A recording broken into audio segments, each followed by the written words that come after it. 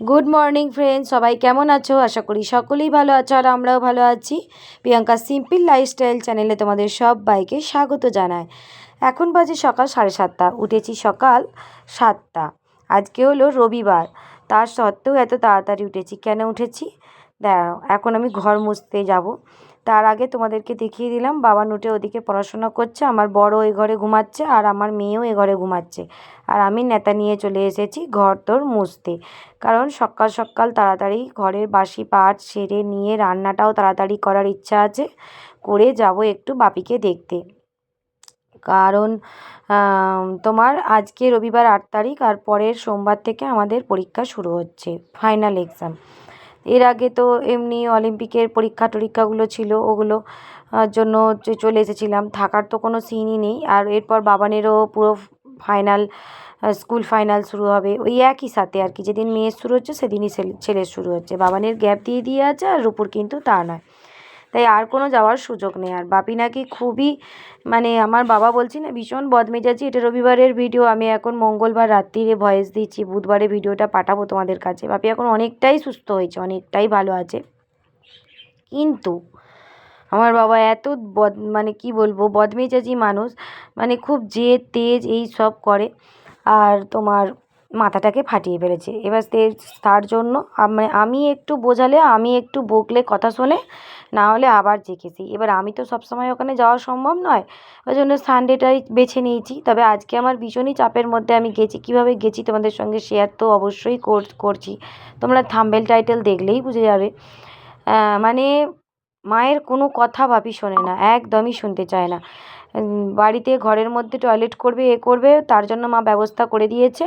আবার যখন মা ব্যবস্থা করে দিয়েছে দিনের বেলা ভেতরে করছে, ঘরের ভেতরে, আর রাত্রিবেলা যখন ব্যবস্থা করে দিয়েছে তখন বাইরে করতে গেছে, গিয়ে আর মাথাটা উঠোনে পড়ে গিয়ে ফেটে গেছে, অনেকটাই ফেটে গেছে।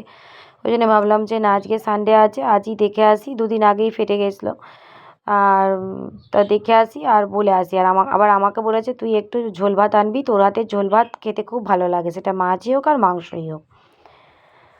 তো সেই জন্যই তাড়াতাড়ি করে আজকে রাত্রিরে ইচ্ছা আছে শীতের কচুরি বানাবো, যেহেতু পুরটা আগের থেকেই বানানো। ওই জন্য সকালবেলা 8-10টা কচুরি ভাজছি, আর একটু বেশি ভেজেছিলাম। এদের দুটো দুটো করে টিফিনে দিয়েছি, আর মায়েদের জন্য 4টে দুটো নিয়ে গেছি। বাপি তো খাবে না কচুরি, মায়ের জন্য 4টে নিয়ে গেছি আর কি। তারপর বাদ বাকি আবার রাত্রিরে এসে করব। তো এই দেখো পুরগুলো রেডি করে রেখেছি প্রায় 3-4 দিন আগে। বলছি এত চাপে যাচ্ছি না বন্ধুরা, মানে পরীক্ষার সময় এলে না আমার মাথা খারাপ হয়ে যায়। খাওয়াবো, রান্না করব, না সংসারে এক্সট্রা কাজ করব, না আবার এই পেশেন্টকে দেখতে এত দূর থেকে এত দূরে ছুটবো। ওই জন্য যেসব মেয়েরা একটু কাছাকাছি বিয়ে করে না, একদিকে খুব ভালো, এই দূরে বিয়ে হলেই গণ্ডগোল। এবার আজকে আমার বরের সানডের আর কি, ও যে ডিউটিটা করে প্রথম সপ্তাহ, এবার প্রথম সপ্তাহে ও কিছুতেই কামাই করতে পারবে না।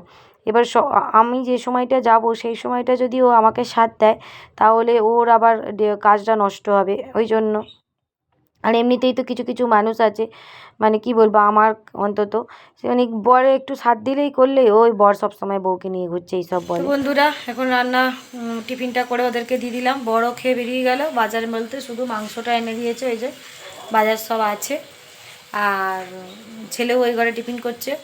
আর এখন এই চাটনি করছি মাংসের, আজকে একদম সেদ্ধ মতন করব, মানে আঝালা, যেহেতু এক্সাম ক্লাস বাপির কাছে নিয়ে যাব।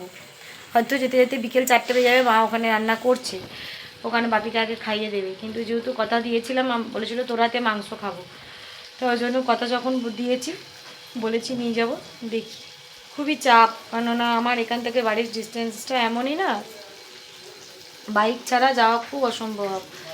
আজকে আমার বরের কাজ আছে, প্রচুর চাপ, প্লাস ওর দাঁতে যন্ত্রণা করছে, ওকে বলতেও পারবো না। তো চলো আজকে চেষ্টা করবো, অন্য রকমভাবে যাওয়ার ইচ্ছা আছে, দেখি পারি কি না। রান্নাগুলো তাড়াতাড়ি করি, আবার এর মাঝখানেই মেয়েকে পড়াতে হবে, কম্পিউটারের এক্সাম নেবো আজকে বলেছি। ওদিকে হচ্ছে চচ্চড়ি, ওটা সাঁতার দিতে একবার করে এসে লিখছি, ছেলে গেল আঁকতে, বরের কাজে বেরিয়ে গেছে। স্টু, ঝাল ঝাল চিকেন কষা পরীক্ষার সময় খায় না কেউ।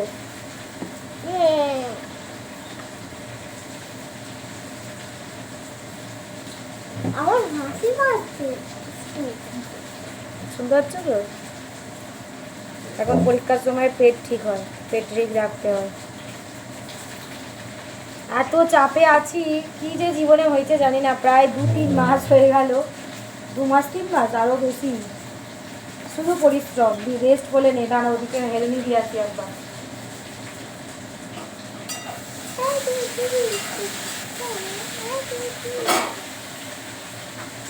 আমার অসভ্যতম করছে দেখো, যদি একটাও ভুল লিখেছো না দেখবে। কেউ একটু থাকলে একটু পড়ালো। আমার বরের সব সময় কাজ, কাজ না থাকলেও বেরিয়ে যায় কাজের বাহানা দিয়ে, কাজ থাকলে তো কাজ করে। মানে ও বাড়িতে টেকে না, থাকে না। ঘোর করোনাতেও আমার বরকে কেউ বাড়িতে রাখতে পারে না, বাইরে বাইরে থাকতো। এত আর কি বাইরে থাকতে ও ভালোবাসে।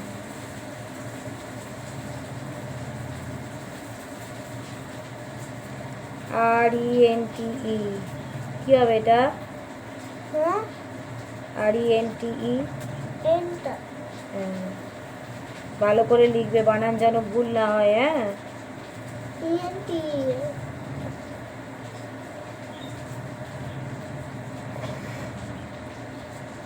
পরীক্ষার টাইমটা এবারে অনেক শর্ট দিয়েছে, তার জন্য তারা উড়ো করছে। আর তোমাদের ব্লগগুলো ওই জন্য আমি করতেও পারছি না, দিতেও পারছি না। তবু আজকে ইচ্ছে হলো একটা ব্লগ বানাই, ওই জন্য বানাচ্ছে। আর এখন একটু শীত পড়েছে না বন্ধুরা, হালকা হালকা আবার শীত পড়ে গেছে। দোলের আগে শীত যায় না। ঠিক আছে, চলো ওকে আগে এক্সামটা পেপারটা রেডি করি, তারপর ওকে নিই, তারপরে আবার পরে অন্য সময় আসছি। দেখ ওখানে এই চচ্চড়ি বসে এরকম করলা আলু দিয়ে। আর এই যে বেগুনটা একটু আনতে বললাম, যে একটু বেগুন দিয়ে যাও। এই বেগুন দিয়ে একটু পেঁয়াজ দিয়ে একটু চচ্চড়ি করছি। এখানে ভাতের জল বসিয়ে দিয়েছি, চাটনি রেডি হয়ে গেছে। শুধু এখানে চাটনি রেডি হয়ে গেছে। চলো আসছি।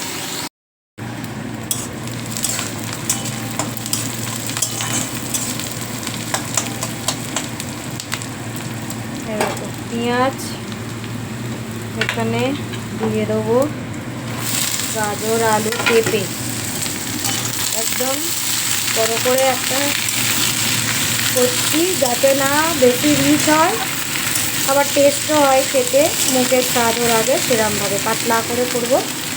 এই যেখানে ভাত হয়ে গেছে, নামাবো এবার ভাতটা, আর একটুখানি হবে ভাতটা। আর এই যে দেখো করলা চচ্চড়িও রেডি হয়ে গেছে। ছোটো জায়গা তো অসুবিধা হয়েছে, টমেটো মাংস দেওয়া হয়ে গেছে। তো তোমাদেরকে দেখিয়ে দিলাম, মানে শেয়ার করলাম বাকিটা। তো তখন যেটা বলছিলাম, কিছু কিছু লোক আছে আমার বরকে, আমাকে যে কেন এত হিংসা করে বুঝি না বাবা। একটু কিছু বর যদি সাথে করে নিয়ে যায়, ওই তো তোর বর তোরকে এই করছে, ওই করছে, ওই করছে বলে। কি আর বলবো বলো, আমার বর যদি আমার জন্য একটাও কিছু করে কাজ, আমি তার সঙ্গে সঙ্গে তার 10 বার প্রশংসা করি। কিন্তু এই যে প্রশংসা করলেই আবার উল্টো হয়ে যায়। আজকেও চাইলে পারতো, দুপুরের দিকটা খেয়ে দিয়ে এসে আমি বলেছিলাম ঠিক আছে তাহলে খেয়ে দিয়ে একটুখানি বেরোবে চলো, কারণ অতটা জার্নি তো। আর বাস আর আমাদের তো দেখেইছো, তোমাদের সঙ্গে শেয়ার করেছি, সেই মানে 5টা-6টা ভ্যাকেল করে পাল্টে পাল্টে টোটো করে করে যেতে হয়। আমাদের ভিতরের রাস্তাটা তো টোটো চলে না, আর যে টাইমটা আমি যাচ্ছি দুপুরবেলাটা তো আরোই চলবে না। এবারে আমি যাও বা একা একা চলে যেতে পারবো, কিন্তু তোমার ওই ডোমজুর দিয়ে যায় না আর কি। রাস্তাটা যে ডোমজুরে, আন্দুল থেকে ডোমজুরের রাস্তাটা বন্যাপাড়া আর অঙ্কুরহাটি আছে, ওই দুটো একসাথে টোটোটা যায় না, মানে উল্টো দিক দিয়ে যাবে। অঙ্কুরহাটিটা আমার না অচেনা রাস্তা, আমার ওই বন্যাপাড়া দিয়ে গেলে চেনা রাস্তা। ওই জন্য আমি একাও আবার খুব লোনলি ফিল করি, পারি না। তো ওই যে আগের সপ্তাহে মানে যখন গেছিলাম, ছেলে মেয়েকে নিয়ে গেছিলাম, অসুবিধে হয়নি। এবারে আমি একা পড়ে গেছি, ওই জন্য আমি আজকে ভেবেছি আমি বাবা সাইকেলে করেই যাব, দরকার নেই অত চাপ নিতে হবে না, নিজের মতন যাব, কোনো অসুবিধেও হবে না, রাস্তাও এদিক দিয়ে আমি চিনি। আর ভেতরের রাস্তাটাও আমাদের হাটখোলায় গিয়ে হাঁটতে হবে না। হ্যাঁ, সেটা খুবই রিস্কি হয়ে গেছিলো, তবু গেছি। এ দেখো মেয়েকে চান করিয়ে দিয়ে পরিষ্কার করিয়ে দিয়েছি, ও একটু খেতে চাইছিলো, ওকে একটু কি খাবার দিয়েছিলাম আমার এখন মনে নেই। তারপর ও খাচ্ছিল, ভাত দিইনি, কিছু একটা হয়তো দিয়েছিলাম।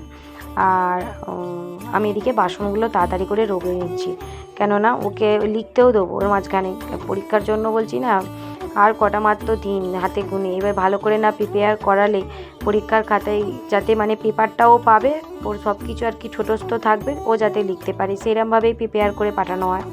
তো তার জন্য তো ওকে ঘরে রেডি করতে হবে, তাই এদিকে একদিকে পড়াচ্ছি একদিকে রান্না করছি, মানে কাজগুলো ও করে এগোচ্ছি। তবে আজকে জানো তো আমার শাশুড়ি মায়ের ফ্ল্যাটে আবার ফিস্ট আছে, কোনো টাকা দিয়ে নয়, ওই যে আমরা মেনটেনেন্স দিই ওই মেনটেনেন্স থেকে। এই যে বন্ধুরা এখন বাজে 12টা 10, উল্টো দিক থেকে দেখলে মনে হয় যেন 12টা বাজতে 10। তো 12টা 10 বাজে, রান্না তো কমপ্লিট হয়ে গেছে। এই যে দেখো এখানে ঝোলটা দেখো, দেখতে পাচ্ছ পুরো কমপ্লিট হয়ে গেছে। এবারে তুলবো, কৌটোগুলো এখানে সব বার করেছি, তুলবো, কারণ কৌটো না একদম নেই, কম আছে। আগের সপ্তাহে যে গেছিলাম না, সেই ও বাপিকে ওদিক থেকে আনতে গেছিলো আর আমি এদিক থেকে রান্না করে নিয়ে গেছিলাম সেদিনকেও। আর এই সপ্তাহটা চেষ্টা করছি, আর হয়তো পারবো না, কারণ এক্সাম চালু হচ্ছে কালকে থেকে, ফাইনাল এক্সাম। এই যে দেখো এখানে কচুরি নিয়ে নিয়েছি 6টা। বাপি তো এইসব খাবে না এখন, মায়ের জন্যই একটু নিয়েছি, করেছি বলে। এই রান্নাগুলো তুলি, বাবু এগিয়ে চলে এসেছে।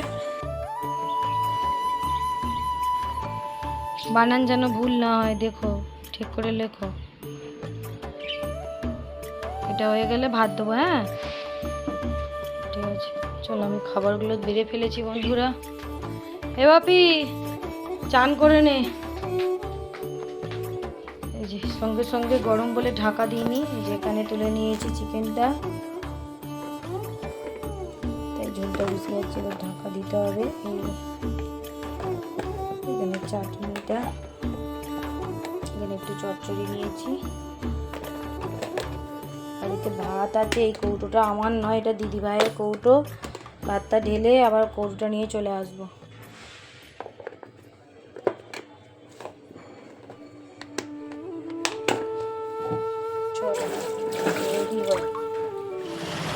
তো বন্ধুরা বেরিয়ে পড়েছি। এই যে আজকে আমার গাড়ি হচ্ছে এইটা, এখানে খাবারের ব্যাগ আর এখানে সোয়েটার টুপি নিয়েছি, কেননা আসার সময় ঠান্ডা লাগবে।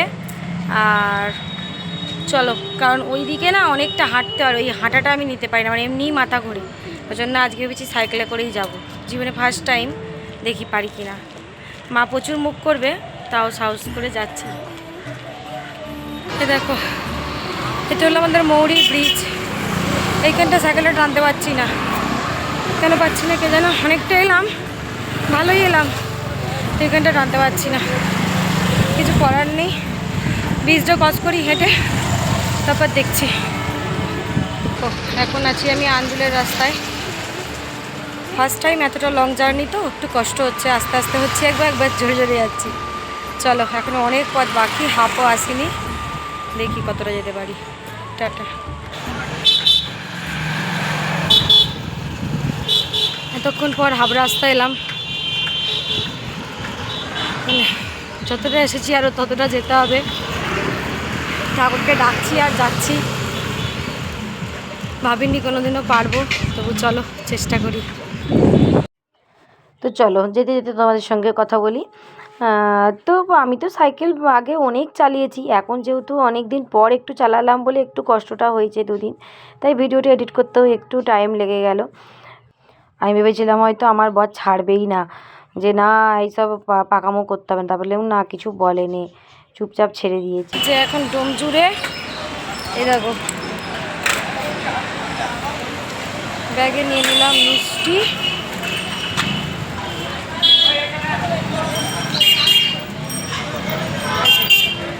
ব্যাগে নিয়ে নিলাম মিষ্টি আর একটু কলা নিয়েছি।